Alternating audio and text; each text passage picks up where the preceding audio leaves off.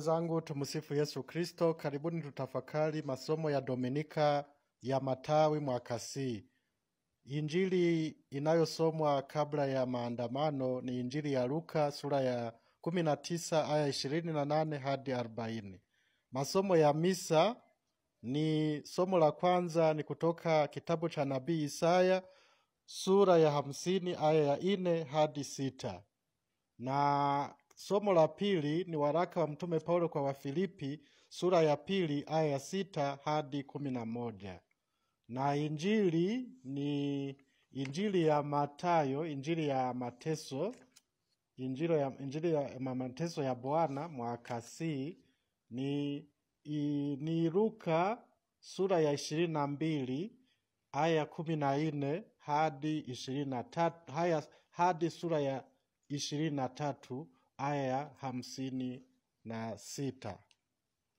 Ndugu zangu, Yesu anapokelewa kama mfalme akiwa naingia Yerusalemu.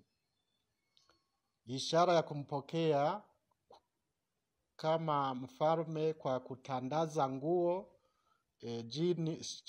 juu ya punda na kutandaza nguo kwenye njia anakopita na kumpokea kwa shangwe ni ishara inayoonyesha kwamba wao walikuwa wanasema huyu ndiye Masia ndiye kuja kutukomboa, anayekuja kama mfalme kutukomboa katika utawala wa Warumi ambao wanatunyanyasa. Sasa hiyo ya kumchukulia kama mfalme iliwashangaza baadaye kwamba labda hayuko kama mfalme wa dunia hii.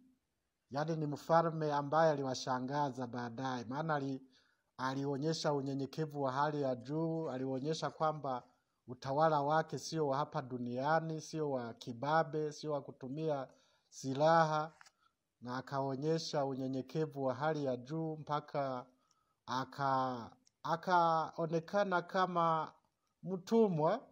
Yaani alimtii Baba hata mateso, yani hata kifo msalabani, mauti ya msalaba. Yaani kwa kweli hawakuelewa. Sisi tayari tumeisha muelewa kama si mfalme wa kidunia. Ni mfalme ambaye anataka kututawala kwa upendo na kutuongoza kwenye ufalme wa mbinguni. Kwa hiyo tuwe tayari kufuata maelekezo yake, sio mfalme anayetumia silaha wala mfalme anayetumia ubabe au mabavu.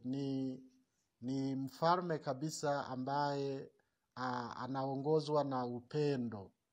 Na ndiyo maana hata katika liturujia ya Dominika ya mateso, mavazi ya liturujia ni mavazi mekundu. Na rangi nyekundu katika liturujia humaanisha upendo. Kwa hiyo mfalme wetu, Bwana wetu Yesu Kristo ni mfalme wa upendo, ni mfalme mnyenyekevu, ni mfalme anayetumika badala ya kutumikiwa, ni mfalme anayejitoa sadaka kwa ajili ya watu wake ili awakomboe. Kwa hiyo anatufundisha na sisi kujitoa, kuwatumikia wenzetu, kujitoa kumtumikia Mungu.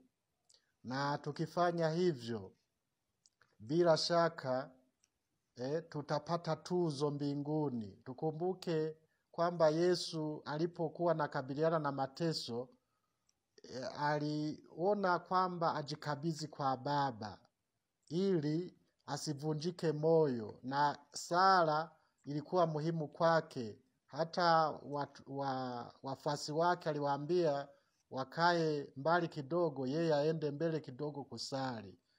Kumbe ndugu zangu wa Kristo wenzangu, tuwe watu wa sala, kwa sababu na sisi wakati mwingine tunakumbana na changamoto nyingi, tunakumbana na misalaba yetu, tunakumbana na mateso yetu.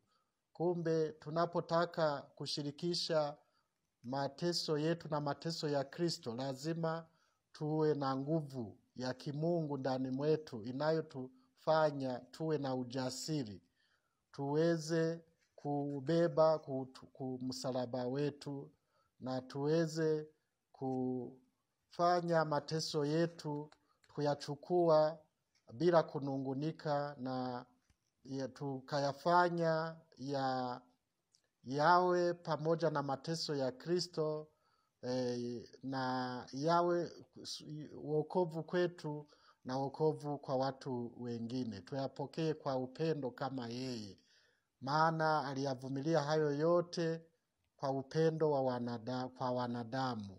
Na Mungu alimwadhimisha mno, akampatia jina lipitalo kila jina, akaketi kuume kwa Mungu Baba katika utukufu.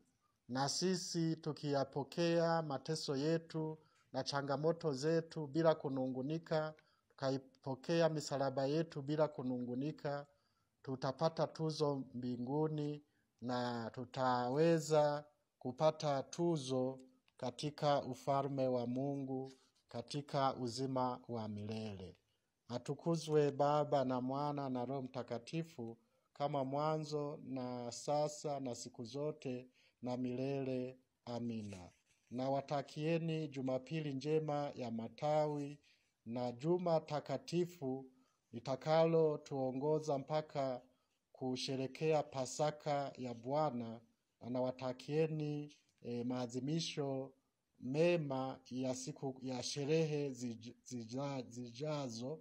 Tuzisherekee katika imani kubwa na tupate neema tele kwa kufanya vizuri, kwa kuadhimisha vizuri sherehe hizo. Tumsifu Yesu Kristo. Milele amina.